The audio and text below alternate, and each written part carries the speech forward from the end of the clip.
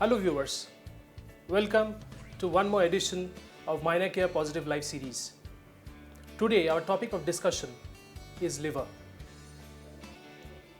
We have come to interact with Dr. A.S. Soin, Chairman, Medanta Institute of Liver Transplantation and Regenerative Medicine.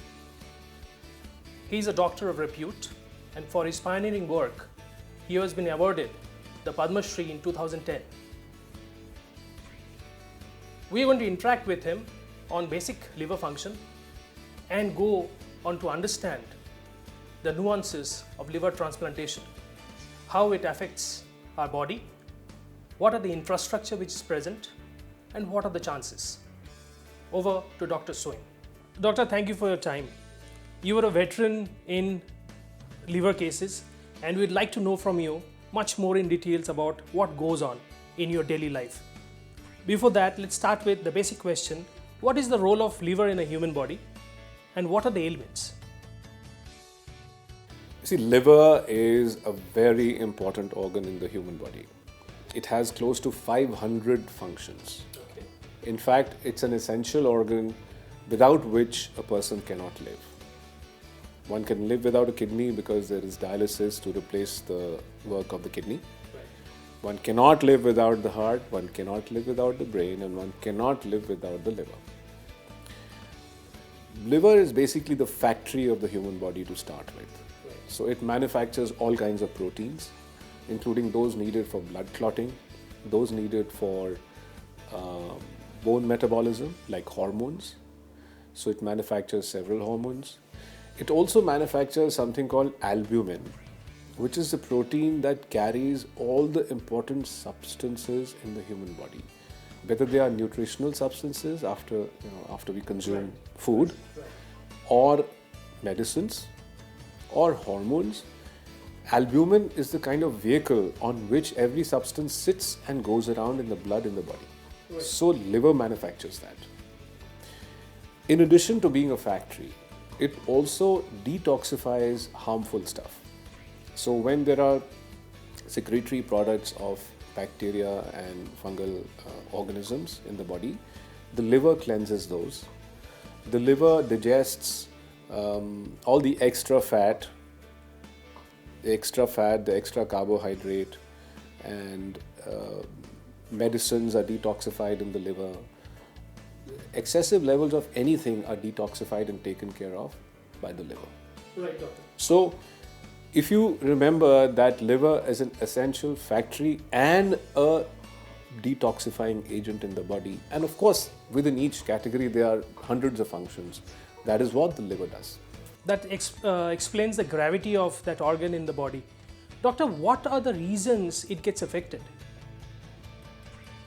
What you and many people may not know is that liver disease is very common.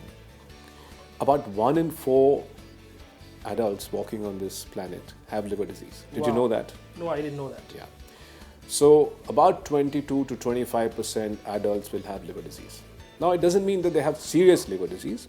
They have initial stages of liver disease. And there are basically 4 types of disease that account for 90% of the liver disease burden in humans. One is hepatitis C, second is hepatitis B, third is liver disease due to excessive alcohol or alcoholic liver disease, and fourth is non-alcoholic fatty liver disease that afflicts people who are obese or who are uncontrolled diabetics, Right. or who have excessive cholesterol. So these are the 4 main diseases of the liver that afflict a lot of human beings.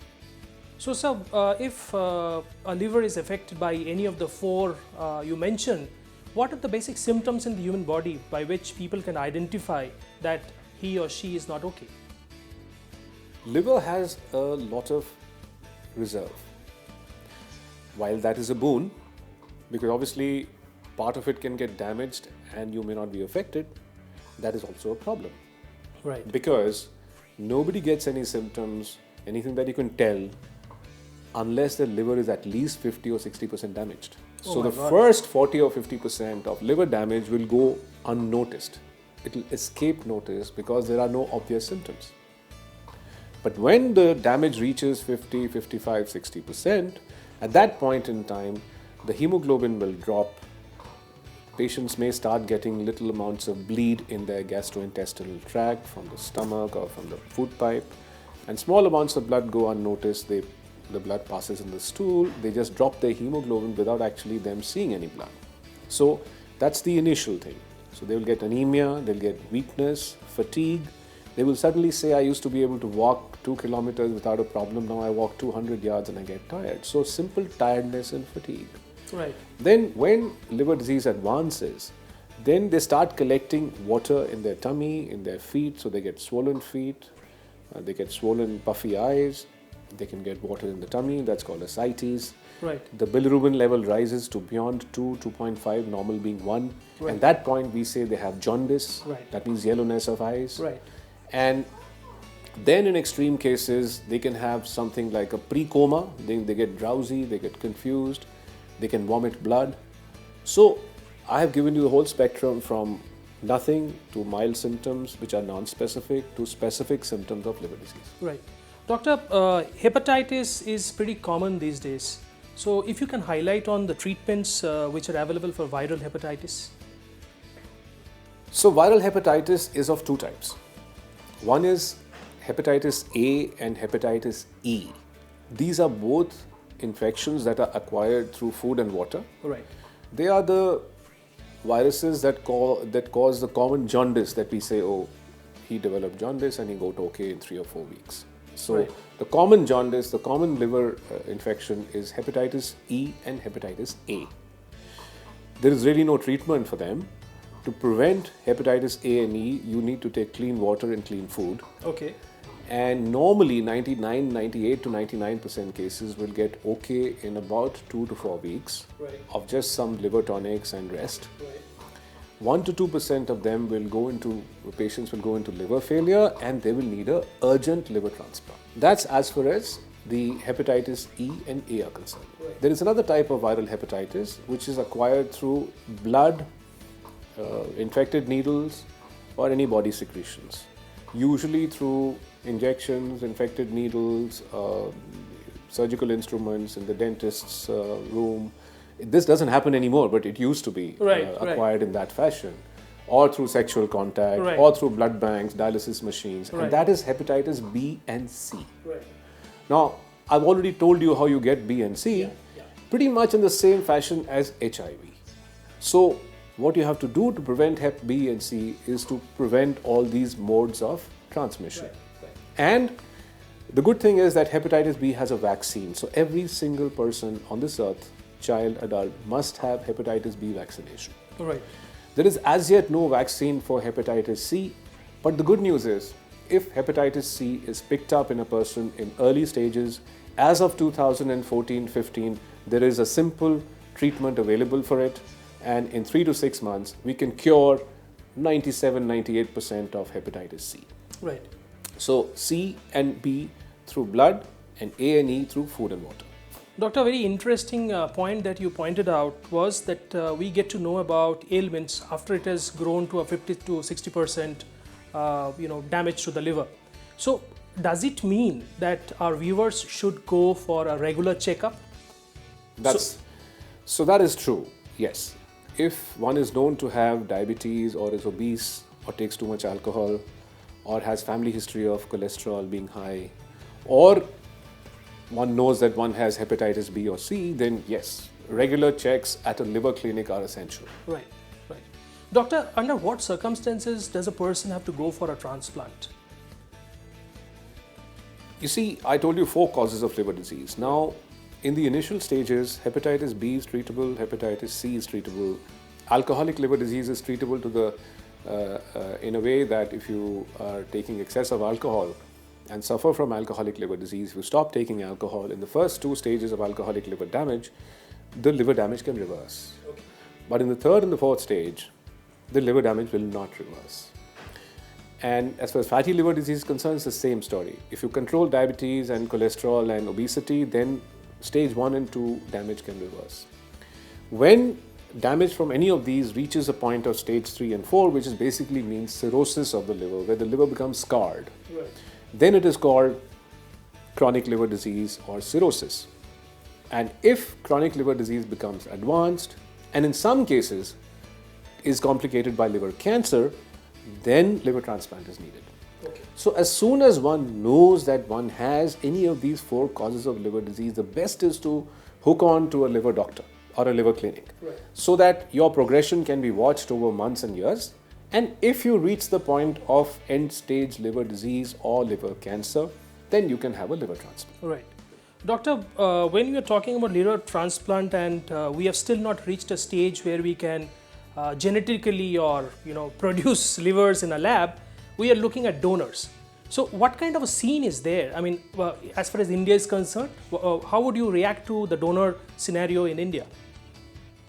There are 2 types of sources of a liver for transplantation.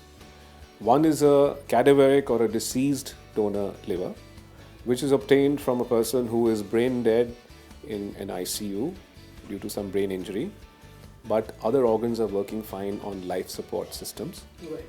And if relatives of such people who, after the patient becomes brain dead, agree to donating their organs, Right. then such a person can donate organs for transplantation and save several lives. Right. That's called deceased donor donation. And liver is one of the organs that can be donated and transplanted. Right. The other is a live donor.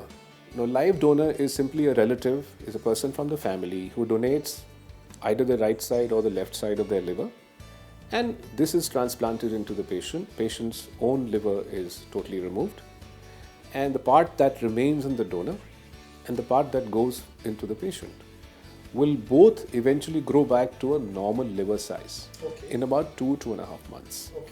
because of a unique quality of the liver called regeneration. Right.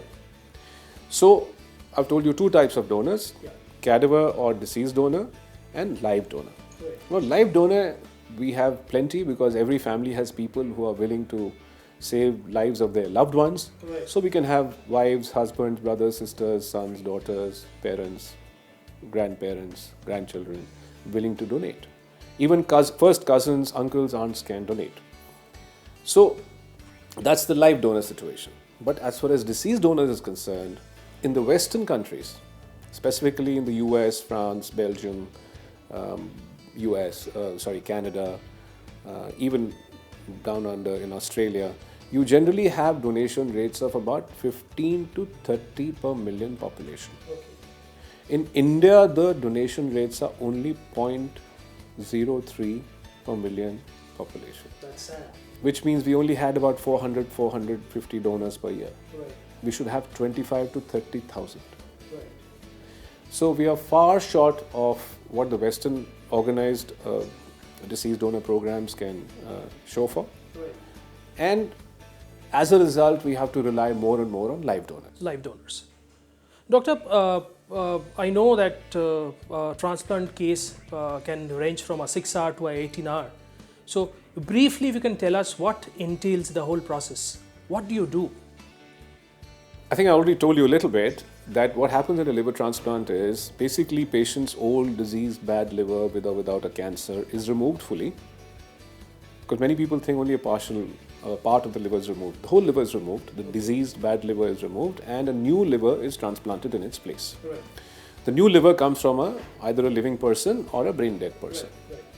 And what we do is, after we remove the old bad liver, the same connections, that means the portal vein, the hepatic artery, the hepatic veins, and the bile duct from the patient are joined into the appropriate portions in the donor liver. Right. So when you connect up all the blood vessels and the bile duct, then you get, then you let the blood flow through the new organ. That's when you've accomplished the transplant. And the liver starts doing its job. And the liver starts doing its job as soon as it is connected to the patient's circulation, blood circulation. Right. Doctor, So that's what happens in a liver transplant. You should also know that in a liver transplant, it's a very complex surgery. Probably if you ask me what's the most complex procedure or operation described in the textbook of surgery when medical students read it, it is a liver transplant. And not because I'm a liver transplant surgeon, but everybody would accept that. So a team of approximately 8 to 10 surgeons Okay. and 4 or 5 anesthetists and about 6 technicians, OT technicians, will be routinely involved in a live donor liver transplant, and about half that number in a deceased donor liver. Right. Doctor, you've been a pioneer in liver transplant in India. And I would not quote the number of cases you've done till now. I would like to hear from you. I mean, how many do you do in a month? I and my team have performed about 2,200 liver transplants in India, and I had already done about 400 or so in the UK before I came here. Right. And we do approximately about 30 to 32 cases per month of liver transplants. The current success rate of liver transplantation is 95% at Medanta, Right. Medanta Liver Institute, which means that of 100 people who come to me, 95 are sent back home happy after the transplant, Right. and they will be expected to live a normal quality and expectancy of life. Right. Doctor, I would get into the medical tourism part of it. But before that, what is the kind of cost which is there for a normal person in terms of liver transplant? The cost of a liver transplant at Medanta Hospital for an adult is just over 21 lakhs, and for a child is about 16 lakhs. There are not that many government hospitals that do transplants. There are a few, and I'm told the cost there is about 2/3 of this. Okay. Doctor, when we are talking about the donor scenario, and you did mention about the cadaveric part and the relatives coming in to help, is there still a waiting time for somebody who is suffering? There are many families who do not have medically suitable donors. There are some families who do have such donors, but they are afraid of undergoing donor surgery. Right. So for both these categories of patients, they will need to be on a waiting list for a cadaver transplant, and a cadaver transplant could take between 4 and 12 months to obtain, depending on the blood group and other details of the patient.